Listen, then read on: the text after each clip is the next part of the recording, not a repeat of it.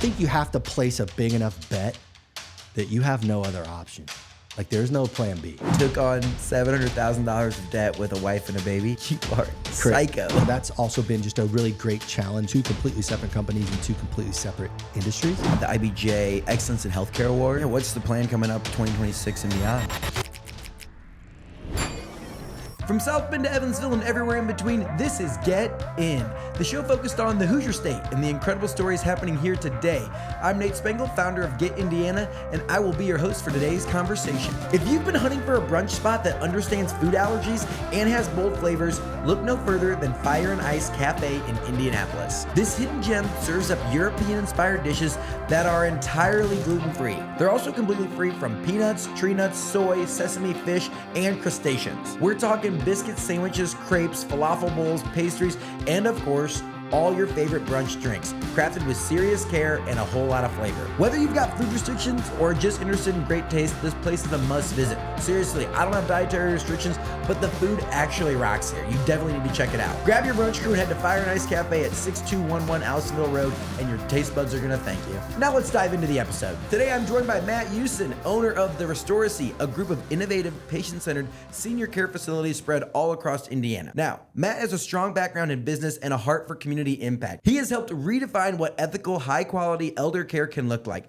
Under his leadership, the Restoracy recently earned IBJ Excellence in Healthcare Award for Community Achievement. And he continues to make Indiana a better place for Hoosiers in their golden years. Today, we're going to be covering his journey through business as a graduate of Burbuff High School. We just found that out. What this crazy train of the Restoracy's past few years has looked like that's gotten them this amazing accolade from the IBJ. And we're going to chop it up a little bit about southeastern Indiana. You'll probably hear some wrestling talk in here, and I'm really excited to get into it. Matt, welcome to Get In. Thank you. Thank you for having me. I'm super pumped for this one. One, our first encounter came out at a wrestling tournament. Yeah.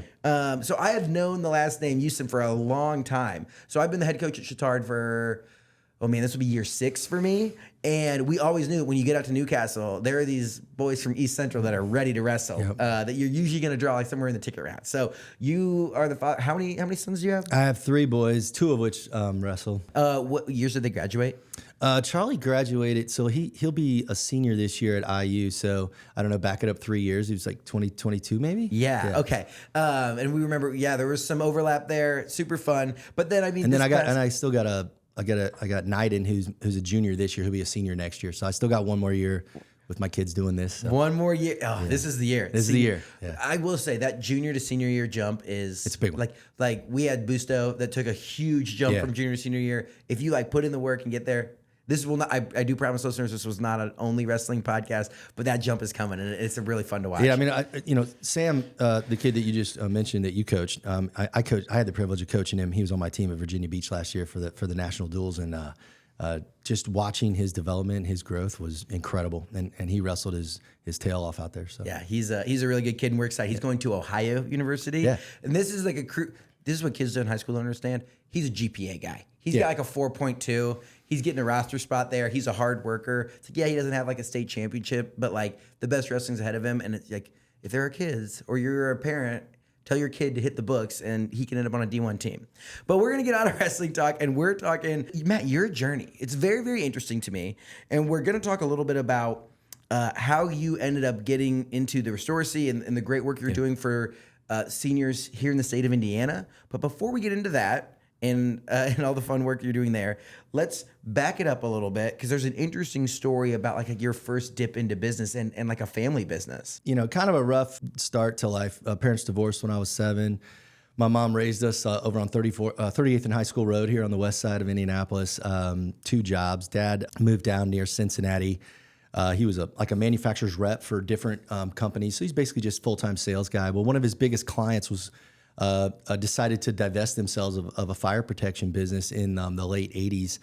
And he basically bought it for the inventory. And but he was living in Cincinnati full time. I'm living here in Indianapolis full time. Paid my own way through school. Work study kid at Rebuff to help cover tuition.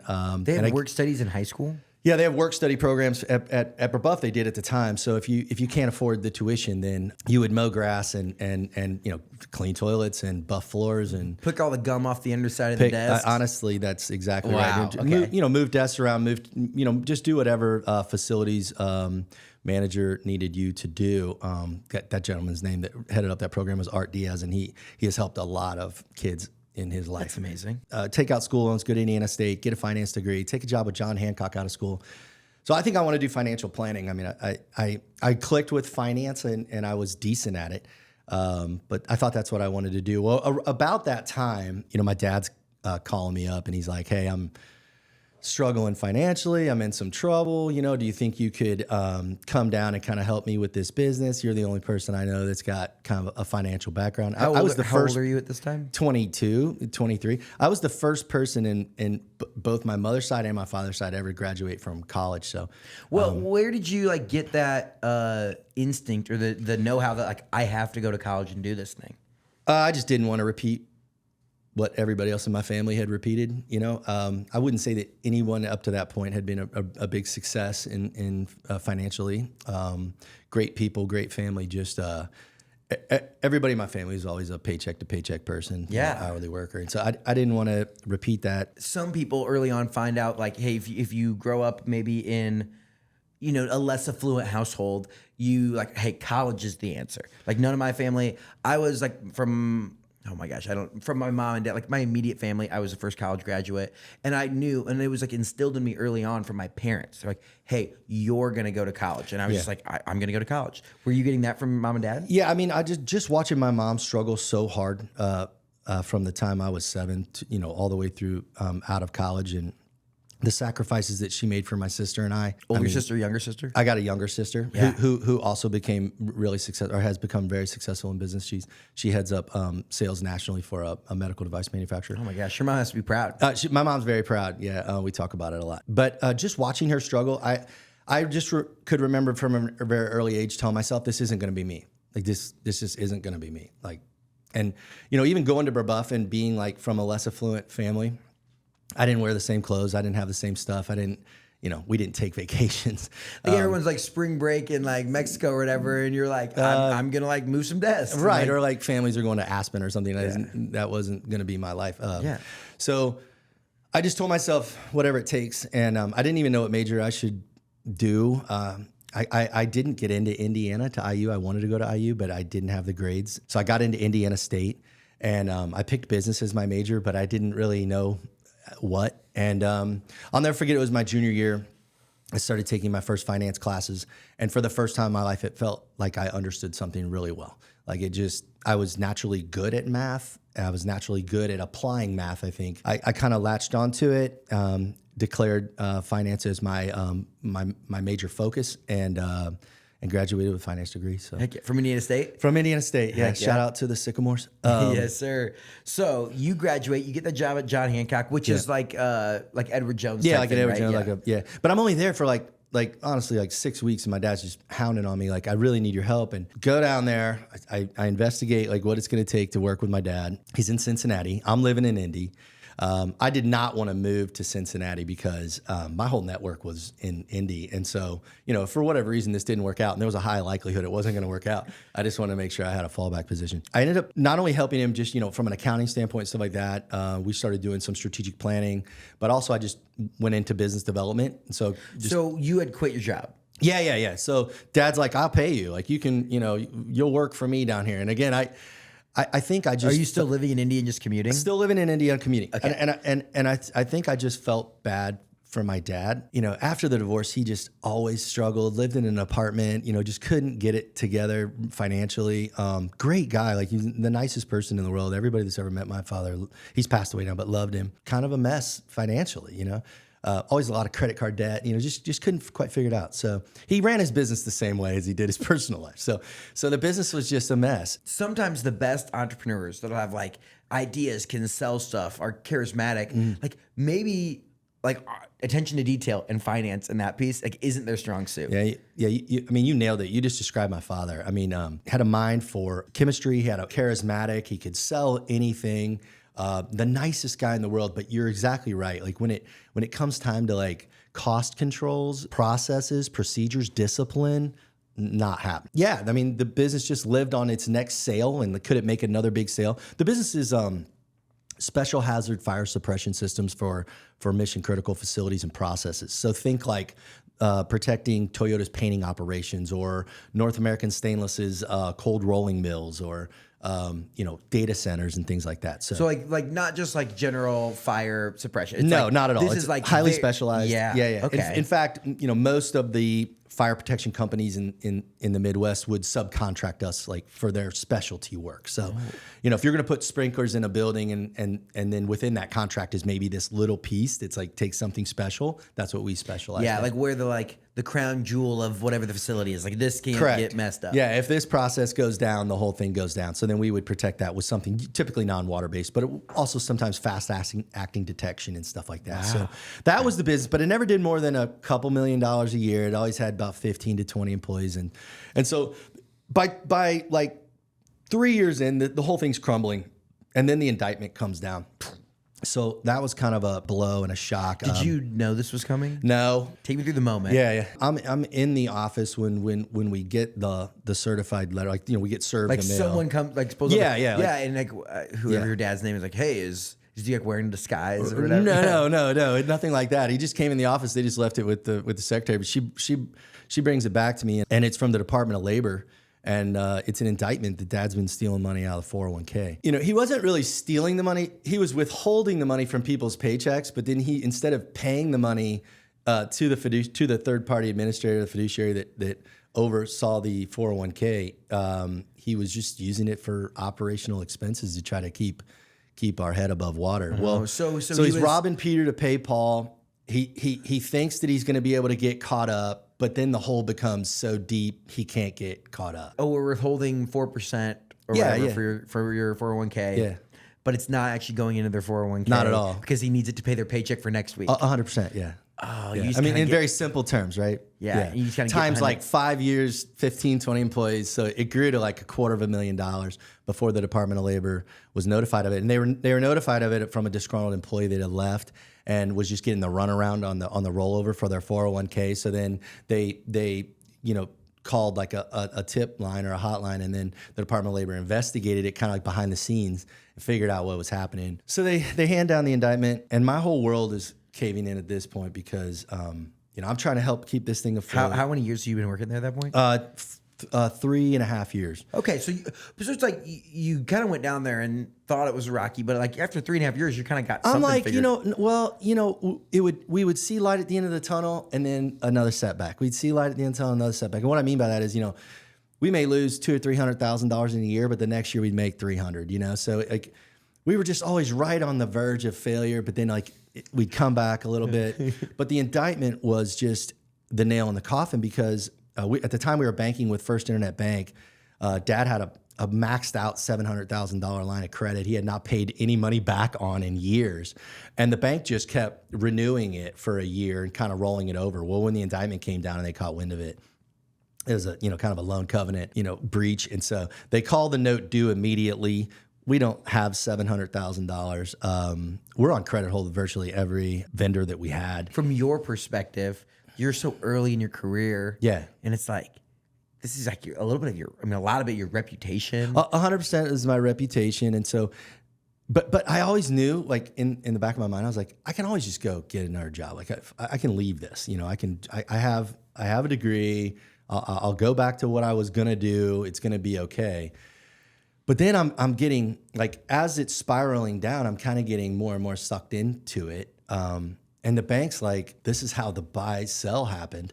The bank said, we're no longer going to bank with your father. In fact, we're just going to call the note due. We're going to bankrupt the company. We're going to get what inventory is there. And I said, well, let me tell you right now, the inventory that it says on the books is not the inventory that's there. Like, there's nothing to this business. There's nothing here. We lease the space that we have. There's really no inventory. Like, there's no assets. Like, so you're going to bankrupt it, and it's not going to yield you anything. And the guy's name was Woody Fenton, and I'll never forget that he looked at me and he's like, well, what do you want to do? I guess you could sell me the business and I'll assume the $700,000 debt. And if you just termed the debt over a period of time for me, like 5 to 7 years, where I could try to pay you back, then at least none of these people will lose their jobs. My dad has a chance of staying out of jail. And we have a chance to fulfill the contracts that we've promised to people, you know? Well, so the business is incorporated. It's 3S Incorporated, and it's incorporated in Ohio. So the very next day I went out and I incorporated 3S Incorporated in Indiana and hired all the employees over to my new company. And that's how it happened. So it kind of all happened like very quickly, and almost in an emergency. The bank said like, yeah, we'll do that. Yeah, because the bank's like, we want something back, you know, but this guy's not bankable anymore. And you're 25? Yeah. And you're like, yeah, I'll assume $700,000 of debt. Yeah. And I had I was I was making like $50,000 a year, you know? So like I owned my home, but like I maybe had $30,000 in equity in it and maybe $10,000 in the bank or something. Like, so now like I have you go from like, oh, I have an emergency exit, like I have an escape plan, like it's fine, I can get out of this. Yeah. I could go be a financial advisor. Cool. And then you're like, you go from there to now I'm $700,000 in debt of not your fault. Right. Not my fault at all. So like most people, like entrepreneurs, talk about how hard it is to get started, but most don't start in the hole $1 million. So not only was it $700,000, but we had accounts payables of $1.2 million against receivables of about $300,000. So we're also like $900K, you know, upside down, just receivables to payables. You're like $1.5 million in the hole. About $1.5 million in the hole is what I tell people. So, like starting this business at right. Like, granted, you do already have some sales momentum and like some track record and stuff. No doubt about it. So, you know, we had a decent reputation with our clients for doing quality work, and that was one of my dad's strong suits. At least, like if he said he was going to do it. With the exception of the 401k, if he said he was going to do it like to a client, he would follow through. Like you know, good at like executing the thing. Like good at like just not great at the fiduciary piece of it. Well, and by the way, Dad was all in. Like he was okay with this. Like he was a little worried about going to jail over the indictment. Yeah, he was like, look, I'm a sales guy. I can't run a business. And unless you're willing to come in and step in and do it, I'm going to be bankrupt anyway. So Dad was pretty on board. I had a brother that was not on board. I still have a brother, but he was not on board. And so was there like a tumultuous relationship there? Yeah. So, you know, he and Dad had a tumultuous relationship because Dad kind of did the same thing to him as us. Like his first wife was in St. Louis, had my brother, and then left, went to Indianapolis, started a new family. So like, kind of a similar type. Did he convince him to come to Cincinnati too? Well, my brother had gotten out of the Marine Corps and didn't have a whole lot of options and decided that he was going to come work for Dad. Yeah. But I would say that the relationship was always very strained. My brother and I had a really great relationship early on. But then as I joined the business and I started making demands on, discipline, processes, procedures, our relationship started to break down too. You know, the bank was willing to bank with me. They were willing to take a chance on me. Not so much the case with my dad and my brother. So my brother did not assume any of the ownership when I assumed all the debt. Some of that was me like, look, if I'm going to take this huge chance, I got to bet on me. But some of it was also just that he and I were at odds on the direction of the company. So he left the business in 2008, and I haven't spoke with him since. So that's been tough. That is. Yeah. But again, I mean, the business was in such a bad place, and you know, $1.5 million doesn't sound like a whole lot of money unless you don't have any money. I don't know what you're saying. $1.5 million sounds like a shit ton of money. And when you don't have any money, you know, it's just it's you're talking about being 25, starting a business, right? Okay. So I had never had. I didn't know what anxiety was. I'd never felt anxiety. Yeah. And so I can remember distinctly about 4 months into it, we couldn't make payroll. I'm driving around the country trying to get checks. I'm asking employees to hold their checks. We had one employee, Doug Schmidt, still works at 3S, that didn't cash his check for like 6 months just to try to help me, you know, be able to make payroll. Okay, I do want to talk. We just had some incredible like sacrifice, good people, incredibly good people. Just the sacrifice that people made. I did ended up terminating about half the employees like within the first month because we just couldn't sustain the payroll. And then the other thing is I fired half of our customers. So if you were a pain in the butt at all, if you didn't pay your bills, if you weren't easy to get along with, if we had to jump through too many hoops, I just terminated you. And so we just focused on a very small core group of customers that we knew were good customers and that wanted to see us win too. And then get your foundation right. Like let's get the foundation right. Let's did your dad stay part of the business? He did. Yeah. So he took a sales role And oh, by the way, I hired an ERISA attorney with my own money, and we fought the Department of Labor charges, and then ultimately ended up settling. And so then the indictment did not ultimately turn into jail time, but we were able to work out a payment plan and get everybody paid up. And so over a 2-year period of time, we got everybody caught up. Was that a hard conversation to have with your employees? Oh yeah. To get them to also stay and continue to trust you guys? Yeah, I mean, and I think this is one of the best lessons that I learned, and I'm so glad I didn't take over a successful business where maybe I would have like a more entitled view of employees. But I realized early on that like I need every one of these people, and they don't necessarily need me. They can go work anywhere, but I really need them. And so I think I focused early on employee recognition and treating people like I would want to be treated, and providing opportunities for them to grow and develop, and just everything that I could do to keep a team together that sometimes wasn't getting a paycheck. And you're explaining to them, I mean, like your dad probably has to go in there and be like, this was the situation, which I think that it does help when you're like, it's not like your dad was taking it and like vacationing to Cabo. No, not at all. They like, knew he was living like in an apartment and driving a van with 200,000 miles on it. Yeah, he's great. And he's like, this is just a situation we were in. We were trying to make it happen. And like, and then so you end up halving the company, halving the customers. But you end up building back. Yeah. So, and I was just going to say, I'd never felt anxiety before, and I'd never felt panic. And so I can remember distinctly about 4 months into trying to turn it around, making all these hard decisions, and I was at my desk. I thought I was having a heart attack because I've never had a panic attack or like anxiety, you know. So I think I'm having a heart attack. I rushed to the hospital, and I'm on the EKG machines and all this stuff, and the doctors are just like, "Are you under a lot of stress?" And I'm like, "Oh yeah, I have stress for breakfast, lunch, and dinner every day, right?" Also, I had a wife and a 2-year-old in Indianapolis, so we're also like just starting our family. She's working too. You took on $700,000 of debt with a wife and a baby. Yeah. You are psycho. Crazy. Yeah. The best kind of psycho. And by the way, my mom and sister told me I was an idiot too, right? Because they knew the situation with dad. So started making the right decisions, started treating people better, started making better hiring decisions, implemented policies, processes, procedures, discipline, organizational structure, strategic vision, started cold calling on the right clients. And when everything turned was in 2008 when one finally hit. Caterpillar in Decatur, Illinois, decided they were going to revamp all of their test cells, their truck test cells. They built like dump trucks of various sizes. Yeah. And I think they built a excavator too, and a road grader. But they were going to revamp all their test cells, and I won the contract to do all the fire suppression and valving and valve controlling. All fire suppression or the custom? Well, all of it was custom, you know. So it was a multi-million-dollar job at great margin, and that was just like the turning point for me where I could finally get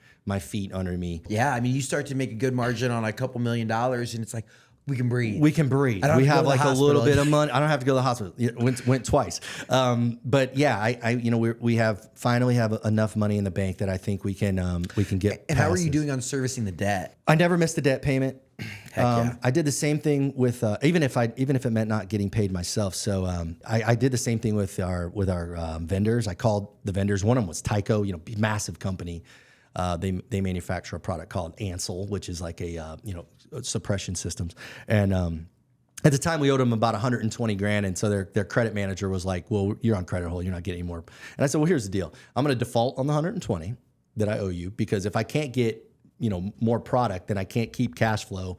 And if I can't keep cash flow, I can't pay you." In kind of an unheard of move for a company that big, they created a payment plan. So they took my credit back to zero, and then took the 120 that I owed them and said, pay us $7,000 a month till it's paid off. And so, I mean, how much of that is like you just being willing to go in there, be vulnerable, and like ask for the thing you need? So you hit the nail on the head. I think the vulnerability piece was the biggest part. Like, if you're just willing to be honest, I think a lot of entrepreneurs have pretty big egos and stuff. But at the time, I had no ego. I had no money, and flat broke for at least 4 years. Not just broke. You're in the hole. In the hole. Yeah, awful. Like, you have like a negative net worth. Like every day is a cash dance balance. Like, I drove all night one night to Lincoln, Nebraska to get a $19,000 check, just so on Friday when I got back, I could make payroll that day. I mean, just dumb stuff, right? Like, But I was just doing what I had to do. I was in survival There's mode. no Stripe at the time. There's no, like, you'd have to overnight. Like, You'd have to overnight, but I'm talking the guy into it at Thursday at 4:00. Like, can you please pay me? I'm going to miss payroll. And so. And you just get in the car and drive to Lincoln? Just get in the car and drive to Lincoln, yeah. So and it was, but like that's it was what lots of stories like that. You have to do that early on, like if you truly want your business to survive. And it's not always like that. Like I think there was a big thing. Another lesson that I learned both at 3S and then with this new company, I think you have to place a big enough bet that you have no other option. Like there's no plan B. You know, fear is an amazing motivator. A lot of entrepreneurs are like, I just don't know how you find the motivation, or I don't know. Well, you know, if it's that or homelessness, like you're probably going to find the motivation to do it. I value my reputation. Like I value if I tell you I'm going to do something, like I want to be known as a guy who like follows through on his word. And there are times where like life circumstances come up and stuff, and you're like, and you have to be like, you have to own it. Yeah. And they like take accountability for it. But it is like my least favorite feeling of like, So like when I say I'm going to do something, or like I've pronounced to the world, I'm going to build this company and do this thing. It's like, I'm going to like work my ass off to make sure that it comes to life. And I love that's a ton of that too. Dude. Yeah. 2008 rolls around. We land this contract with Cat. Things are going really well. We've turned the business around for the most part. And then, you know, and what was counterintuitive to the 08, 09 downturn, a lot of manufacturers used that opportunity to retool. So, you know, hey, we're not running all day and all night 3 shifts, you know, because demand's down. So now's the time to fix that one thing on the production line that we were always going to fix, that type of thing. And so really business for us was counter-cyclical and it went up. So, you know, we went from losing a couple $100,000 a year to all of a sudden making $3-4 million a year in profit. And it was the most money that I'd ever seen in my life. And plus I just had the PTSD of like. But where did you feel like, oh, we're now like a normal business? The first payments started coming in for the Cat jobs that we landed. Then that's when I felt like, I got money in the bank, and we were growing. So, you know, it's really tough when you have no money and you're growing, because you got to feed that growth. You know, I made a huge bet in 09. There was a building right on I-74 at the Dry Fork Road exit, inside Ohio, had come up for sale after a company went bankrupt. And it was perfect for us. You know, it was 30,000 square feet, right on the highway. You know, dock, roll up doors, everything. And so I offered to buy it. I bought it for $825,000. I think they built it for like $2.5 million or $3 million bucks. And I moved the company into it in 2009, and that's when I felt like we are now operating like we should be. You know, we have a controller, we have an accounting department, we have all these things. It's not Matt doing 10 jobs. And so then we started hiring the right talent too. In 2012, at that point, we were probably the largest special hazard only fire suppression business in the United States.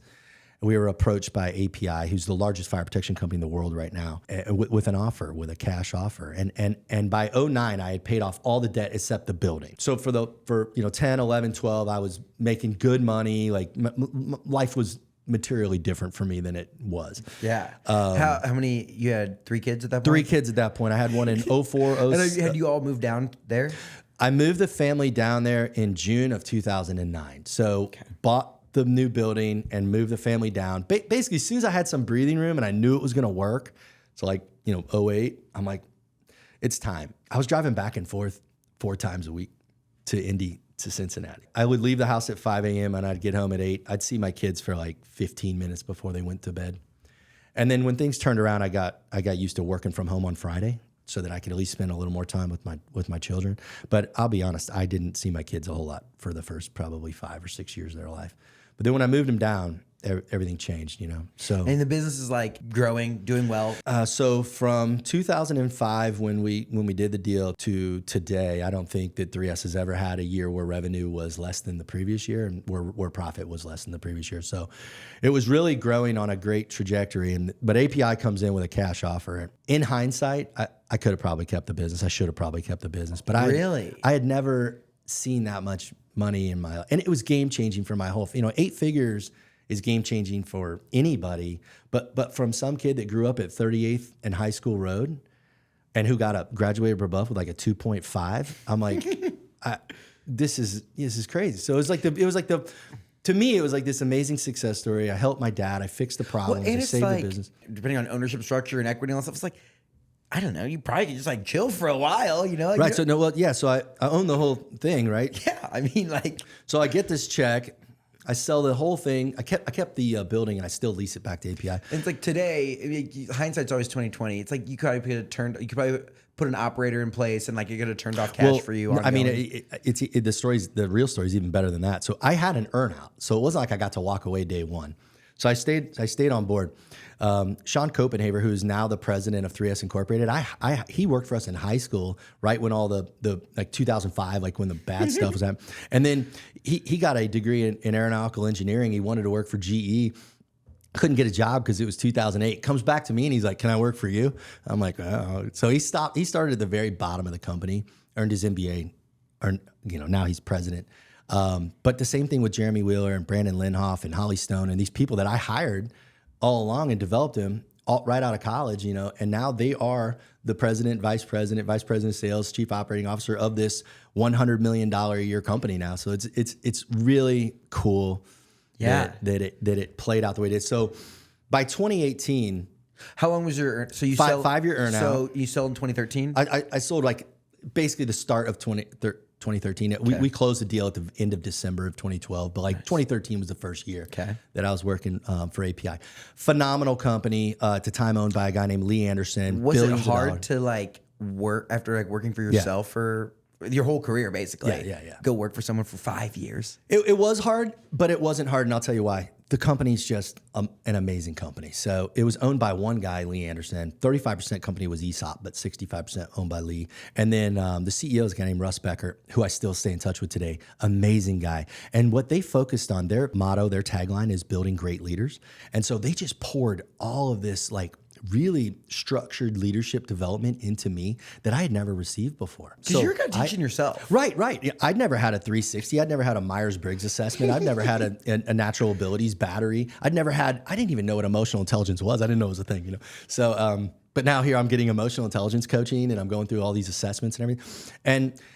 And they just had a very great, like a really structured, great program where they held like leader labs a couple times a year. We'd fly to Minnesota and get very in-depth leadership training. How does the process of an earnout, is it like you get a portion at the sale and then it's like every year you have to hit metrics or something? Yeah, I mean, you basically have it. So you get about 80% of your money up front. But then they want to leave. That would be real hard to go to work after getting 80% of your money up front. It's real hard. Yeah. But then they leave a big enough tail that you want to achieve it. But yeah, so let's just say that it's like, well, the business has been doing $4 million in EBITDA. Look, you got to hit at least 1 million before the earnout portion kicks in, and then you earn a portion of that back. So the bar was pretty low, but it was there so that you had to remain engaged. Well, they want to make sure that it's not just going to like crumble if you're not there. Exactly. Right? Yeah. Exactly. Okay. Cool. So it's like 2018. I'm coming to the end of my earnout, and it just so happened that about that time, Lee decides that he's going to sell the business, and so he sells it to a SPAC, which is a special purpose acquisition company led by a guy named Martin Franklin. And Martin's goal was to take the company public. And which they successfully did. And right around that time, 2018, like SPACs were just starting, but they go on like a heater. Everything was a SPAC. That was one of the first ones. Yeah. And so Martin usually is ahead of his time. Did you have equity in the full thing? Yeah. So, and here's what's really cool is that the company all along has been getting profit sharing. The employees have been getting profit sharing. So one of the things that I had agreed to as part of my earnout, which I didn't have to, was that we were going to pay profit sharing to the employees, but it was going to go against my potential earnout. But I was so confident that I was going to make the earnout that I really wanted the employees to be able to participate in the upside. On the profit sharing, like the shares were valued kind of like at book value, not at like, not at like market value. Yeah. And so the day that API went public, the shares like tripled in value. And even since then, Russ has done a great job of increasing the share price to where it is today. So what that means is that we had employees with maybe $250,000, $300,000 in their retirement account that are doing very well now. Oh yeah, yeah. So I felt great about that too. And that's like blue collar-esque employees, 100%. Right? Where it's like they work their whole lives, yeah, and they have 200,000. Right. That's now like 600,000, 700,000. Yeah. So It's amazing. There were definitely at 3S some millionaires made in that process. So again, I felt really great about that, but there was something itching at me. Yeah. I'm in my early 40s. In 2018, 2019? Yeah. Okay. I'm 48 right now. Okay. Like in the back of my mind, it's like, am I a one-trick pony? Did I get lucky because, I started in the hole financially, but we had an existing customer base. We had some good employees. Like I didn't really build it from scratch, even though I was proud of what I accomplished, and I was proud that I saved my dad financially and criminally. I felt like I had to do it again for myself. Sitting on a big pile of money is not all that fun. Making a pile of money is fun. That's interesting. Yeah. I did want to add, like, you talk about like letting your employees participate in the upside. Yeah. Like, is there at some point? It's like when you get over X amount, it's like, what's the difference between? I don't know because I'm not a millionaire at this point in my life. But it's like, is there something different than like 10 million to 15 million, or like 20 million to 25 million, or whatever that is? It's like letting people participate in it is pretty. There's not a big difference between 10 and 15 million dollars. As far as how you feel every day, especially if you're pretty conservative with your money because you're investing it anyway, right? And you're like in southeastern Indiana, you're like kind of chilling, like it's cost of living's not super high. Yeah, right. This episode was brought to you by our friends at Greeks Pizza. Greeks has been a great partner of mine. If you remember, Zionsville owner Mike Cole broke the world record for fastest marathon with a pizza. Guy was flying. I love Greeks. Next time you're in the mood for pizza, go to GreeksPizzeria.com. They have locations all across the state. I frequent the location in South Broad Ripple, great tap room there, but they have locations everywhere. They've been doing this since 1968. Over 55 years in business. Go to GreeksPizzeria.com. Order pizza today. When you go from 10 million to 50 million, you feel it. Like there's a difference there. I always I feel like, do you listen to like anything from like Sam Parr or like some of those other like entrepreneur? Like there's a lot of people that talk about like there's a number. When you hit the number, it's like, then it's like the difference is like, 50, 100, like all that stuff. Right. But like there's a threshold and it's like, well, you're just like, your lifestyle is going to grow. Like this is going to grow, but like you're not waking up and like how many rounds of golf can you play and like really be that if you're truly like a killer? Yeah, I mean you hit the nail on the head. So, I buy this big home in Florida. I buy an offshore boat. I go down there. We're fishing all the time. We hunt a lot. We golf a lot. And it's like, okay, what's next? Like I can't do this every day. I've got to apply myself, and I've got to feel like I have purpose again. In 2018, I literally started like back of the napkin sketching out pros and cons of different businesses. And I had a couple non-negotiables, like it had to be Amazon proof. It had to have a readily available workforce. It had to be real estate based because I like the tax advantages there. It had to have predictable cash flow because I was coming out of construction where it's not predictable cash flow. Demographics have to be in my favor, and I just kept coming back to senior living. Like if I was what a wild place to end. Right. But I was like, first I came to multifamily. I actually explored starting a business with some old college buddies doing multifamily development. And ultimately I couldn't get on the same page with those guys of like how it would be structured. So I went back to my idea of senior living. I mapped it out, and I knew I didn't want to be in assisted living or independent living because there's really no barriers to entry.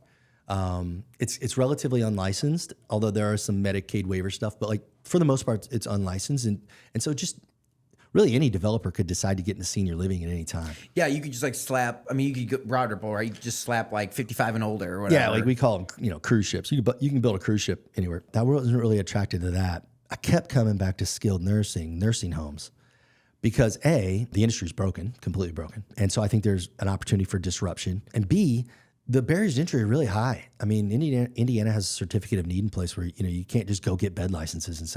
And even if you did get the bed licenses, the survey and the 5-star quality measures and, just the amount of reporting is massive. Which is good because it's good. It's good for the, like residents' rights and health, right? But it's also good if you're in business because it means that, competition is going to be limited. Well, yeah. And it's good for someone that that doesn't have their feet to the flame on this, right? Like you have a little bit of time to like build it right. 100%. Yes. There's not going to be this mad rush, Yeah, because if you go out and raise money and like you're like a first-time entrepreneur, it's like there's probably not a good business, like something that has a lot of red tape and a lot of like sit around and wait because licensing and all that stuff takes forever. And really hard to raise the money. Yeah, we can get to that. So I came up with it, and then I started thinking, like, who do I know that's in this business? Well, I had a stepbrother. I have a stepbrother now. He works for us. But at the time, I have a stepbrother who is an executive director for one of the big nursing home operators in the state of Indiana. So I just called him up and said, hey, why don't you bring the kids down to the pool? We'll have a beer, and I just want to pick your brain a little bit. So we just talked it through and kind of set it in motion. Ultimately, the timing in his life wasn't right to like do some big entrepreneurial venture. I knew I had to have like a guy that understood the day-to-day operations, but he introduced me to what has become one of my best friends and partners, Brian Lindsay. Amazing backstory on him, runner-up in the NCAA mile at BYU in 2005 or 6, I think. But no way. Sub 4-minute mile guy, just missed the Olympic team. Just a really awesome individual. He's a super driven guy. And I caught him when Ryan made the introduction to Brian. I caught him at an inflection point in his career. He felt like nursing homes were also, the model was broken. And he was exploring signing an agreement where he would become the CEO and training of a hospital organization in Columbus, Ohio. So I kind of caught him right at an inflection point for him. And I said, look, this is what I want to do. I don't know exactly how to do it. So I need your input, but I'm willing to give you, X% of the business if you come in and run it. I'll do the money. I'll do the corporate structure. I've been the president and CEO of a relatively large business. I think I know how to build this thing. Some chops on the accounting side and finance side, and I need you to be the X's and O's and run it and recruit. And do you think you could do it? And he said, yeah, absolutely, I could do it. And he said, in fact, I have some ideas on how to do it. And so he started kicking around with me this idea of small homes. Versus large institutional facilities. Like right now in the state of Indiana, if you have Medicaid bed licenses, you can have 2, sometimes 3 people to a room. And sometimes those rooms don't even have a bathroom. There's a shared bathroom or shared shower down the hall. It's not a great place to live. Like it's morbid. It's like you're just hanging out. Like you're just waiting, That's right. And I mean, up until recently, you weren't even penalized for using antipsychotics. And so you could even put these people in a state where they're not going to cause a whole lot of problems for you. And I'm not saying that happens, but I'm not saying it doesn't. It's just broken from staffing, broken from ownership. These facilities are dominated by private equity, and a lot of times they own facilities, all over the United States. Return driven, not so much resident driven. And so, more or less, it's like, what's the minimum that we need to do? And let's just do it to the minimum and then build a cost structure around that. What you get is, you get an entire generation of people that haven't been treated so great. But the greatest generation, they were willing to accept that. They came from the Great Depression. They came from not a lot. And it's like, wait, I get a bed and I'm going to get fed and somebody's kind of taking care of me. Like, that's fine with me. The boomer generation that's entering right now, because most of the greatest generation is kind of on its way out of nursing homes. So we're just getting the very first boomers coming in. 2026, the very first boomer will be 80. That generation started in 46. And so we're just getting the very first ones. Well, they demand a much, much higher standard of care and facility and all that. So we came up with this idea that we were going to put only 12 residents in a home. The home was going to be very home-like. In fact, that there was going to be a kitchen in every house. The kitchen was going to be open. There was going to be a living room that was also open to all the resident rooms. Then each resident room is a private room. You're the only one in there. You have your own private bath, own private shower, putting some dignity back into this thing. Yeah. And also creating a place where family members want to come visit. Oh, yeah. That's a piece of it. If you're in like a more of a traditional style, it's like grandkids don't want to get in the car and go there. Nope. And it's like, it has this just being honest, it has like a smell, like the nursing home smell. You know what it is. And we don't have that smell at all. The laundry facilities are in each one. Your laundry's not getting sent where 200 other people's laundry is being done, and then your grandpa's not getting his underwear back or his socks back. We have a dedicated laundry day for each one of the residents in each home. So really easy to track their stuff. And then the other thing that we thought was we'll completely break the mold on staffing ratio. So we have 2 CNAs and a nurse and a cook in every one of our homes, and so there's 4 people for 12.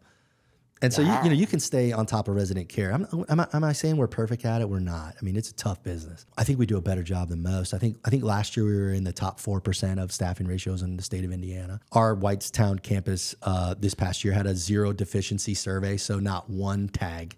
What does that mean? The state couldn't find a single thing that we were doing wrong. Wow. So you build your first facility? Yeah, build the first facility. So we write this thing up, this business plan up. I put together the pro formas, and we take it on the road to banks to try to figure it out. Now, granted, I'm doing this at night and on the weekends because I'm still president of 3S, so I'm just trying to figure out like what my next thing's going to look like. Brian and I signed the operating agreement, and then I start going to bank after bank after bank. 13 banks is how many banks I had to go to before First Internet Bank had enough faith in us to do this deal. That's wild because you already had a track record of like building a successful business. But I didn't have a track record in doing skilled nursing. And was that the feedback you were getting? Oh, 100%. Yeah. So I can tell you that I was in these big mahogany boardrooms with these bankers, and they're like, if this was easy or if this could be done, don't you think that, these large competitors that we bank with would have already done it?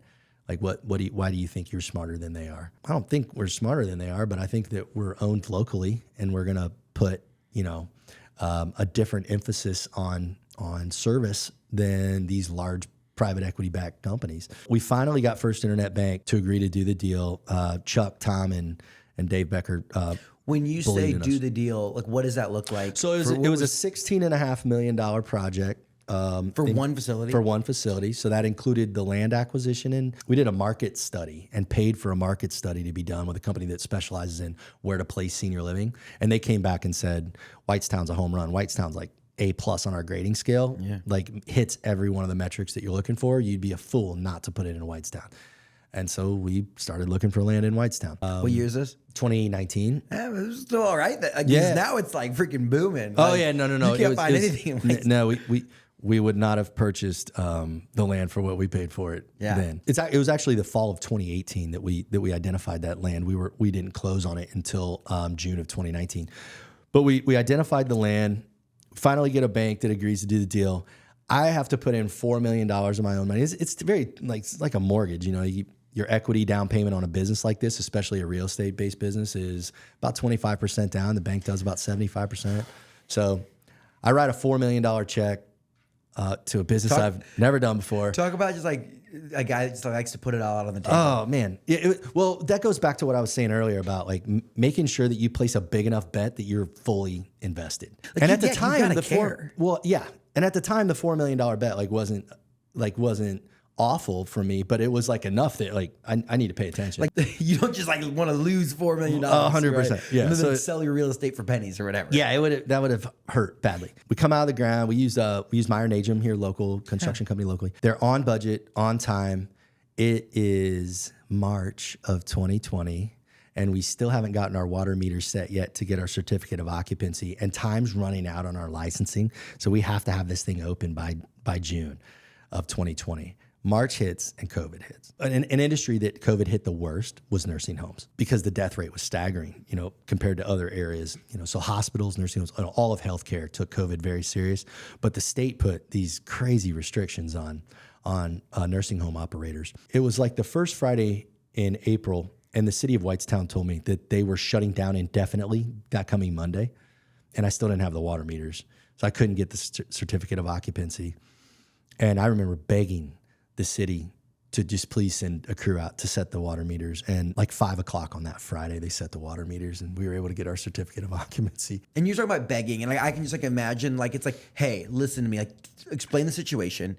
And it's not like you just like refuse to take no for an answer. You can't take no for an answer. And it's like, listen to me, like, this is the thing. I'm trying to do this. Like, I need your help. Like, you can be part of this. It was back into like the fight or flight mode that I felt like in the early 2000s with trying to turn around 3S. I just wasn't going to take no for an answer yet. Like I have like a similar, when I got this whole thing started, I was like leaving my company. I acquired the podcast and I literally went to Mike from Sweetwater and I was like, Mike, I want to build this media company that's focused on the state of Indiana. We had some videos, yada, yada, yada. But I was like, but I'm leaving and I'm going to need a new studio.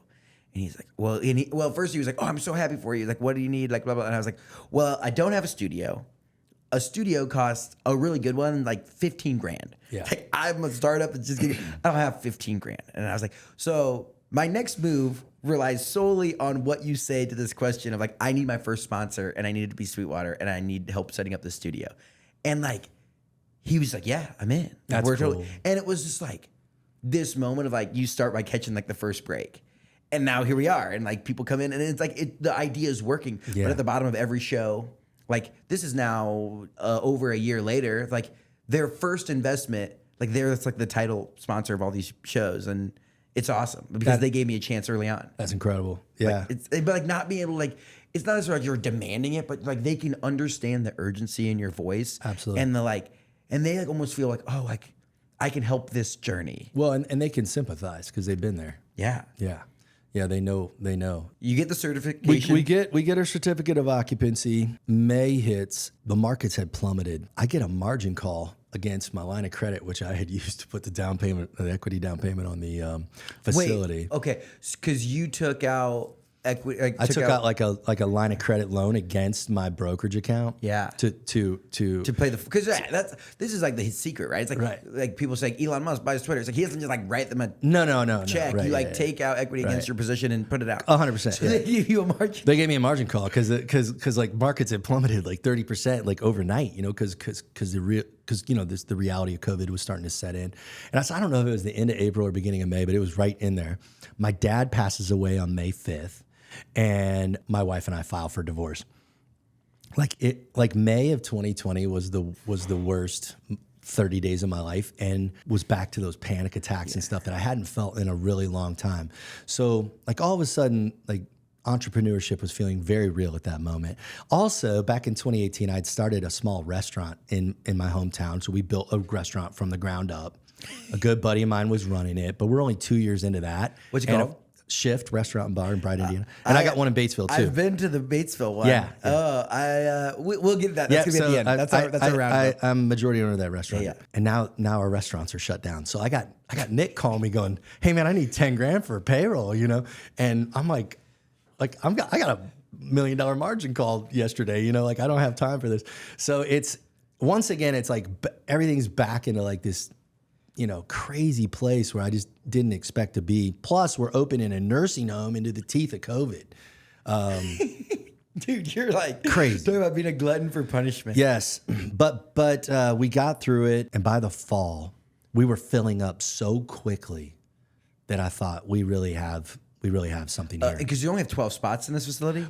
72. So we built 6. Okay, gotcha. Yeah. I was 12 per home. We built 6 homes plus an office building on 17 acres in Zionsville. So 72 spots Yeah, up 72 there. beds, yeah. Okay.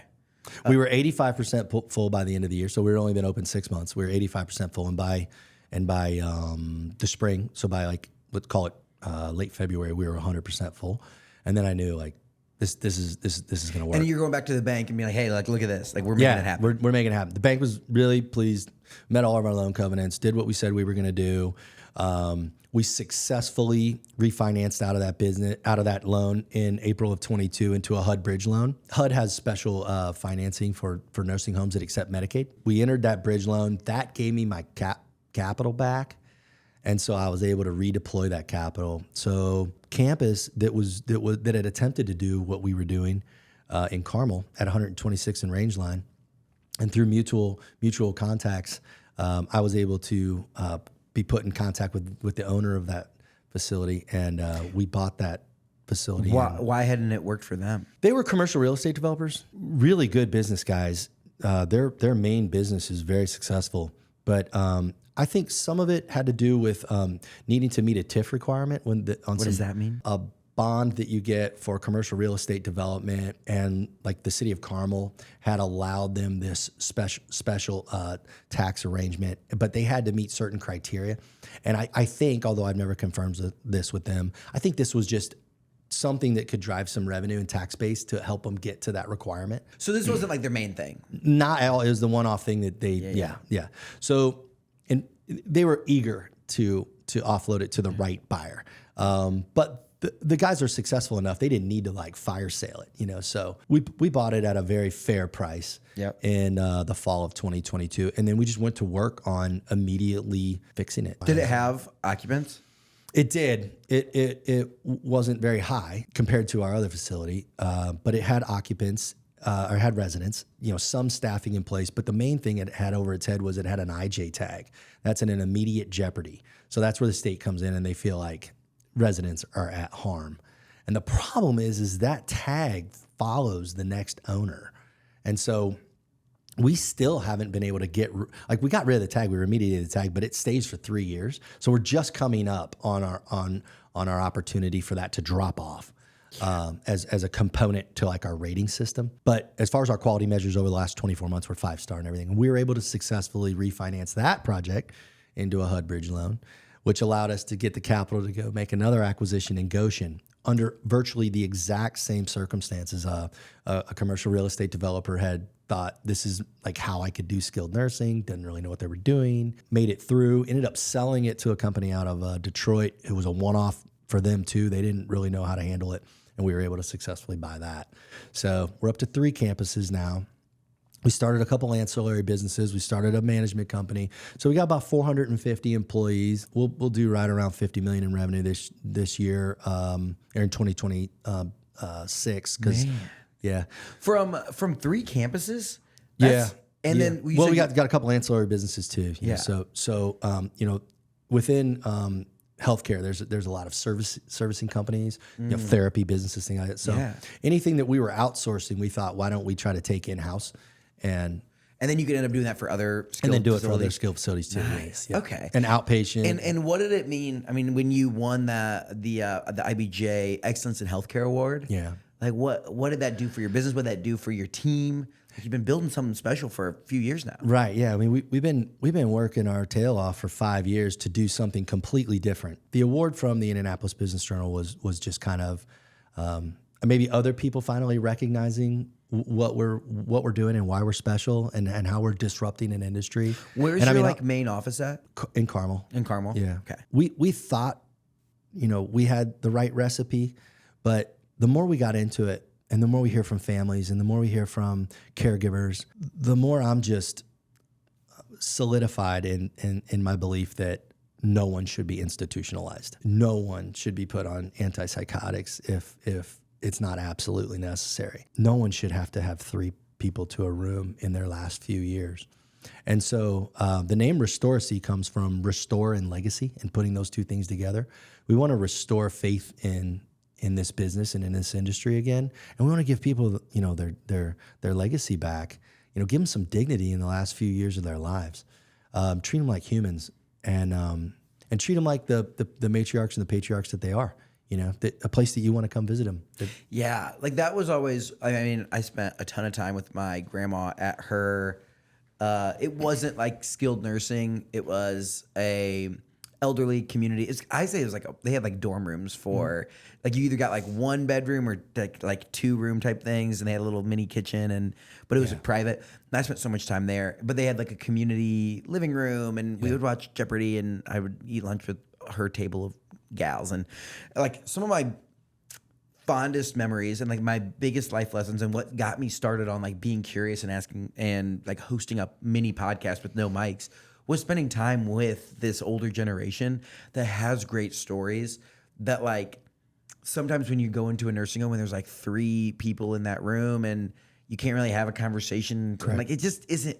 There's nowhere to sit. You want to like clock in and clock out. Yeah. There's nowhere to sit. It smells. I haven't seen Dad or I haven't seen Grandpa in a long time, so I'm going to go. I have to go. And you want to go for them too. Yeah. Because you know they're lonely. But it's just not a place you want to be. 1,000% different with us. Very inviting. Food's being cooked right in front of you, so all the smells from the kitchen. Because we have very low density, there's none of the smells associated with a typical nursing home. It's easy to maintain, cleaning standards.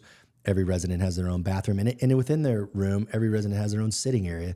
So your family can come in and you can have a private meeting with your loved one, or you can bring them out to the living room and still have a pretty private meeting because there's just not that many, residents per home. So and it's like, and then sometimes you could sit out there and it's like, oh yeah, like Edith is over there. Like, Edith's from Columbus, Indiana, but now she lives up here, and her grandson comes in and visits. Like, I just think that making it, like, I just took the initiative. I think that I was like, regardless of anything, I was going to go spend time with my grandma because it was important to me. And I think that having a facility that like makes it as enjoyable as possible versus like it is a task that you have to do. Like, I think that is like so crucial, because if not, it's like they're just passing time. They're bored. They're playing bingo. Like, you can only play euchre so many times, right? Correct. And like, you want to build a place that you can make more memories. Versus like just reminisce on, like, you go in for an hour twice a year and you reminisce on the old days. Versus like, no, like, I have some great memories with my grandma, like going and visiting her.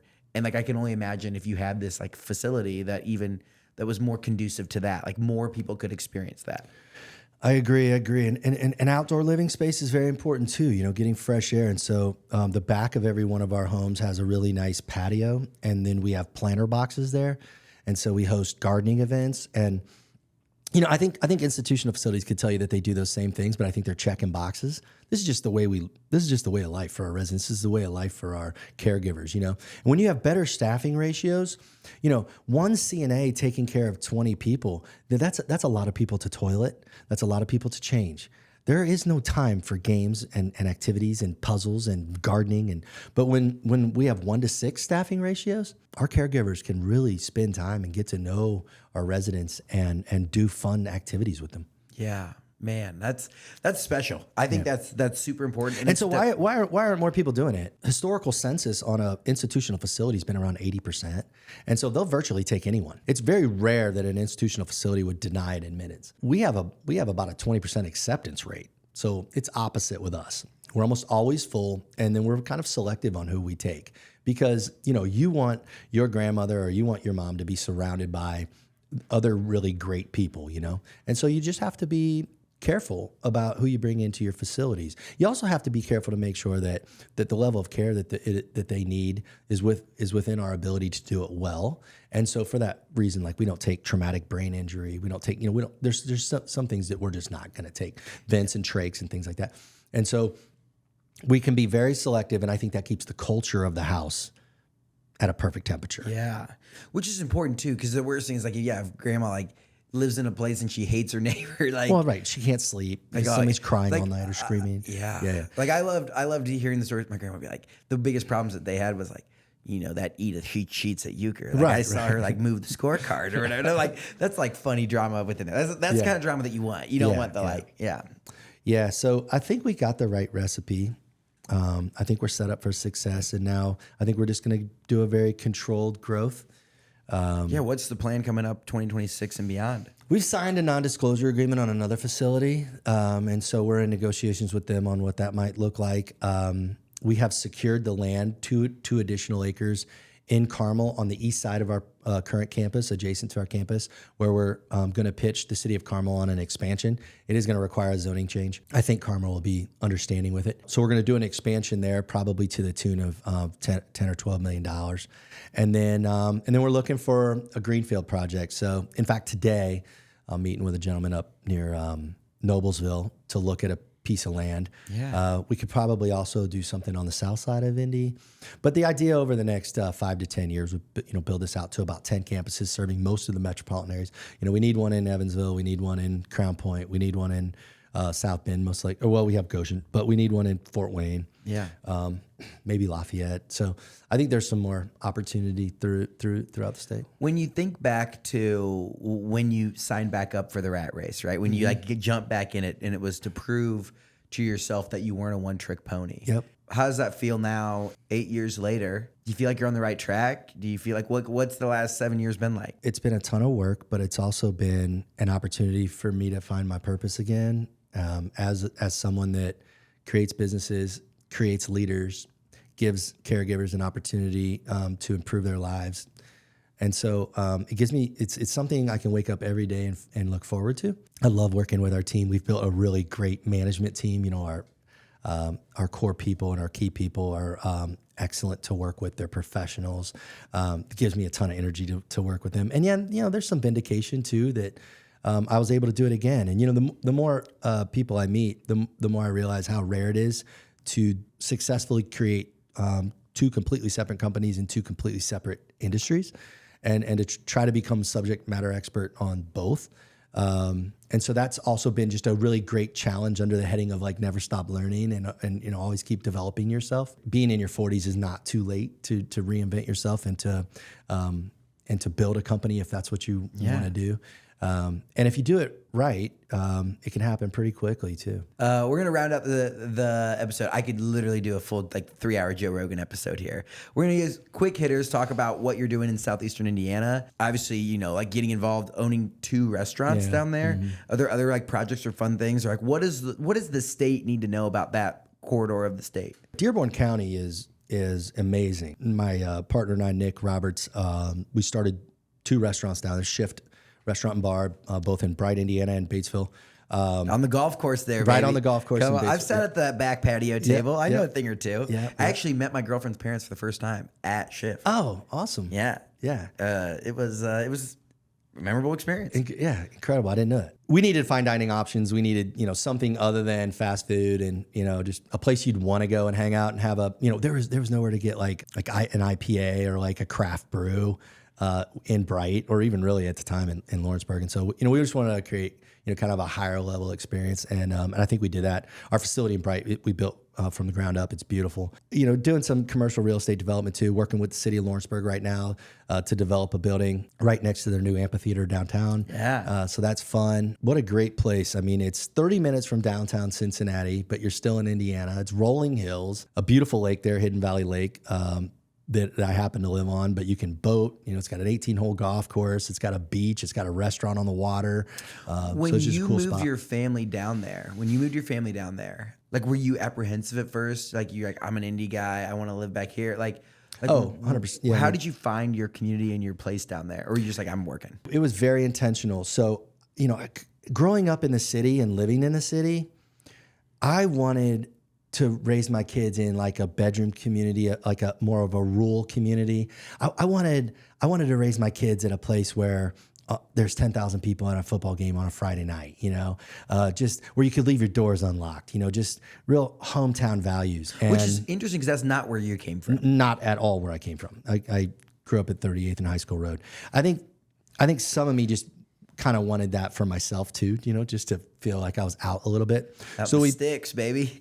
So we picked Bright, Indiana because it was relatively close to 3S, it was in Harrison, Ohio. So I was 15 minutes from work, but more importantly, I love the school system. I love East Central High School, and I really liked what Lawrenceburg was doing with the revitalization of their downtown area. So just, you know, Dearborn County felt very right to me. I mean, East Central is like a powerhouse. I love the border war. It was the East Central and Harrison. Yeah. My buddy was the quarterback at Harrison. Shout out Jake Weber. He listens to the pod and like talks about how big that game was. That game is still huge. A lot of games are big. Every year up until this year, actually, we played Moeller High School too. And so great sports program there. You know, my goals for the kids were accomplished both academically and athletically. My oldest son won a team state championship in wrestling, 3A state championship in wrestling. My youngest son won 2 state championships at 4A in football. And so the kids have had just a ton of success athletically, but more importantly, great opportunities academically, and just, you know, friend group, just really down to earth people there. Yeah, it's fun to go from, like, when I think, like, I went hunting for the first time, like real hunting this past spring. Got my first turkey. Let's go. Congratulations. But like, I love being down there and like just getting to spend time. It reminds me of like home, small town, northern Indiana. But like our family wasn't like, we didn't go hunting and we didn't do this kind of stuff. So like, I'm like getting into that culture now. Yeah. Like I'm like looking at trail cam footage and stuff, and I'm like, I'm all in. Like southeastern Indiana is fun. Hunting's a big part of my life. I killed my first Boone and Crockett deer this year. Hey, so, wait, what? First, Boone and Crockett deer, like a, you know, big.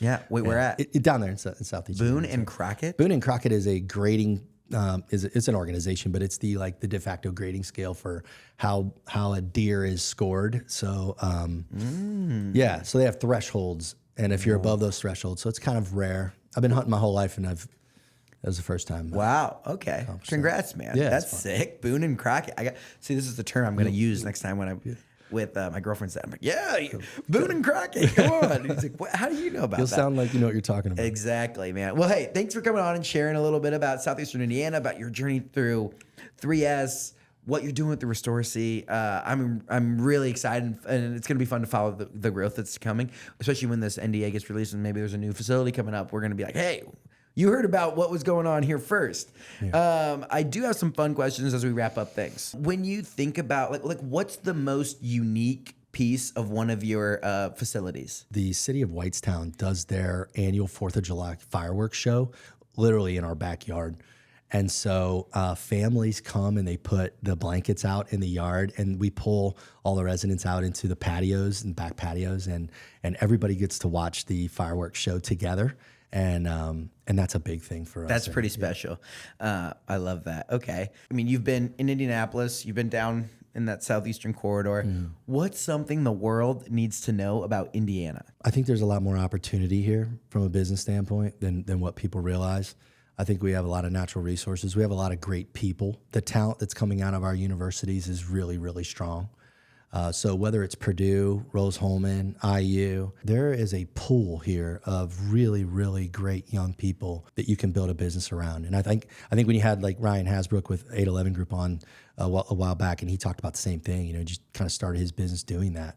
And so we're just seeing really, really great people coming out of our colleges. One of our executive directors we hired right out of Indiana State, and she's been phenomenal, Andy Dembo. And so I just think there's really talented kids that are here, and I think you can build businesses here. Heck yeah. What is a hidden gem in Indiana? I love Dearborn County. I think Dearborn County, I used to call it the poor man's Brown County because, it's not so expensive down there, but it's these rolling hills and valleys and creeks and rivers and parks, and especially down, as you get down near the river. So like Hidden Valley Lake, master plan community. There's not very many communities where you have a boatable lake that's private, an 18-hole golf course, a 70-acre park, a beach, pool facility. I mean, it's just an incredible place to raise your family and grow up. And you're only 30 minutes from downtown Cincinnati. And the school systems are amazing because a portion of the gambling money from the casino that's right there in Lawrenceburg has to go back to the schools. And so these schools have world-class, performing arts centers and natatoriums and football stadiums. In Dearborn County, In Dearborn County, right? I did always wonder how East Central was so nice. It's a lot of it's that. Yeah, that makes sense. Yeah, just an amazing place to raise your kids. The value system down there is still like blue collar. I'm going to go to work, and by the way, I think that's why they're so successful athletically, like in football, because these kids just have work ethic. They know how to go to work. So. I love Dearborn County. I'm eventually going to have to move back to Indianapolis just because of the growth up here with the company. But your youngest is about to be a senior. He's about to be a senior, and so that's going to free us up a little bit. There you go. Yeah. Man, I love it. Final thing. This is where we find recommendations for new guests or people that we need to know about. Who's a Hoosier that we need to keep on our radar? Someone who's doing big things. I got a guy for you that I really, really like, and I'm sure you've heard his name, and you may have even already talked to him, but it's Graham Rahal.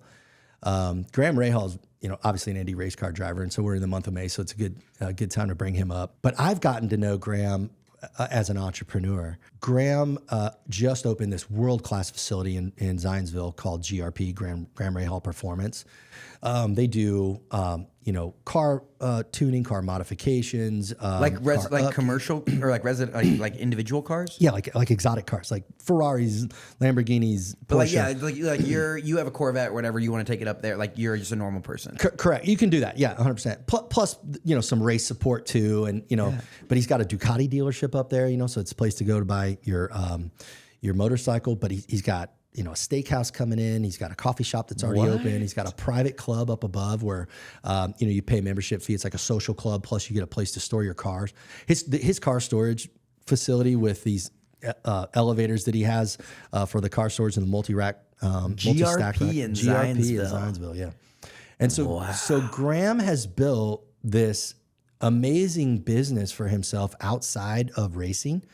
And you know what else is cool about Graham? I can text him this morning, for instance, and just ask him opinion on something or a car, and he's going to get back to me right away. I mean, he's just such a personable guy. But Love Graham. Ryan Hasbrook and had told you about Scott Fitzgerald. I know Scott really well too with Fitzmark, but Scott's more than Fitzmark. Scott is this serial entrepreneur that's just built some incredible businesses, including how he got out ahead of the craft brewing boom that happened, and how he built that into an amazing company by leasing kegs to microbreweries. But anyway, he's got a great backstory. Just an awesome Hoosier who's a really great dude, and so he's a good dude to have. Jason Sandy with Exos, Kyle Hughes with Veritas Realty. I mean, there's a lot of really great things happening here with people. I love it, man. Well, hey, Matt, thank you so much for coming on, for sharing your story.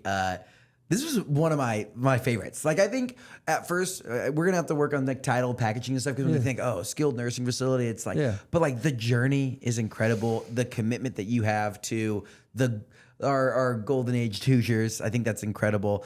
And just like your relentless work ethic was inspiring to me. Like, I know some days you kind of just need like a little shot, you know, like as an entrepreneur, it's like, it's not all fun. It's not all up and to the right, but like hearing someone else's story is just like super inspiring to me. So thank you for coming on and sharing that, man. Thanks for having me. This is an incredible opportunity. We really appreciate it. I love it, man. Well, we'll see you, I mean, definitely out in Newcastle. What's your guys' big holiday tournament? Spartanburg. Spartan Classic. Yeah. That last year was our last year. We are officially going to the Al Smith. Oh, we're going up to scrap with the boys in Mishawaka. Appreciate you, and we'll see you definitely out in Newcastle. Yeah, sounds great. Thanks, Steve. Thank you for listening to this episode of Get In. If you like what you heard, make sure you leave us a review wherever you listen to podcasts. This show is made possible by our friends up at Sweetwater. Whether you're looking to start a podcast or take your content to the next level, click the link in the description to see all of my gear recommendations at sweetwater.com. If you want a behind-the-scenes look at everything we're doing across the state, make sure you follow me on Instagram and TikTok at Nate Spangle. Thank you so much for listening and being part of what makes the Hoosier State great. We'll see you next time here on Get In.